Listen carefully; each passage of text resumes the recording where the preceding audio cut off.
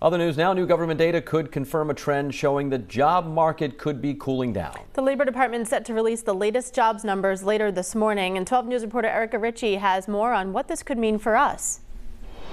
Well, Kate, good morning. When that jobs report does come out around 8:30 this morning, economists are expecting to hear that about 240,000 new jobs were added to the economy last month. Now, that's down sharply from a month prior, and that could be a sign the labor market might be running out of steam.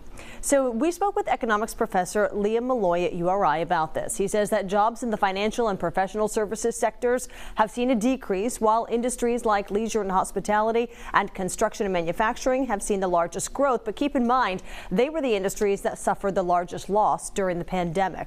Now, because of that shift in the job markets, Malloy says there needs to be a shift in the workforce in order to prevent the economy from collapse. But that takes a mental and a professional adjustment, and that's not always easy. There aren't a whole lot of bankers that are going to work in a restaurant, or, consultants that are going to become construction workers.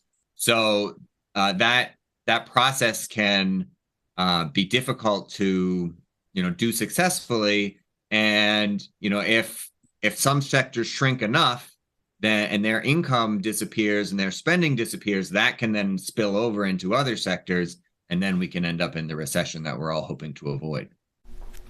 And Malloy went on to say that there is a 100% chance we're headed toward a recession. Coming up next half hour, he'll explain more about that and why that might mean that interest rates could keep climbing. Very interesting take he has. We'll see you right back here 30 minutes from now.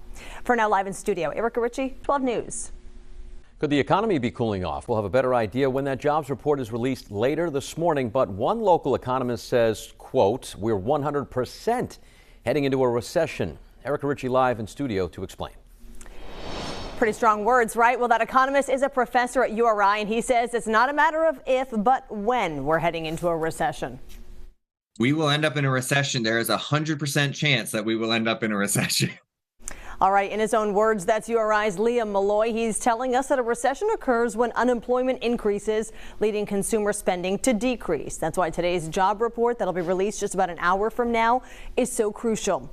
Economists are expecting to hear that about 240,000 new jobs were added last month, but compare that to the 311,000 in February and a whopping 500,000 jobs added to the economy at the start of 2023. And it is a good indicator the jobs market is cooling down, and that could directly affect what the Fed does with the interest rate.